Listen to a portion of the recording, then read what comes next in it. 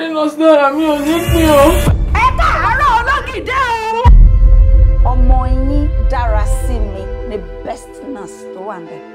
Ìyẹn wá ní kó máa lò ẹ́ nílò omi òjò. Ó kàwé, ó dẹ̀ mọ iṣẹ́ yẹn, ó mọ dójú àmì. Tó tún threatening pé tá bá ti fẹ́ ló kó èèyàn lọ́rùn ká tètè bóun wá staff dára.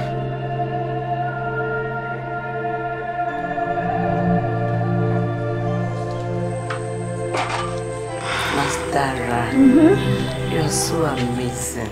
Ṣẹ́rí Ọlọ́run tó ti ń bá mi bò àṣírí mi látọjọ́ tí ó jẹ́ kó tún fáráyé rí òun náà ló máa bá mi bò lọ. Their incompetence has forced me to pick up the slack.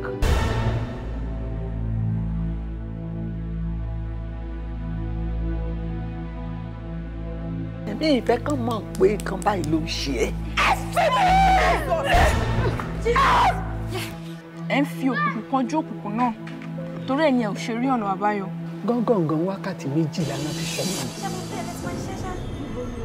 Psychiatric hospital ni. Ẹ bá mi yọ̀. Ẹ bá mi yọ̀. They need me. I'm the best there. Very good. Where everybody look good. Ọlọ́run the best. Nẹ́kẹ́ni. Ṣé tí ọ̀tọ̀ ẹni bá ṣubú? Ṣé kò yẹ kéèyàn gbàlù kéèyàn tó kó gba ayé gbọ́n pa rẹ̀?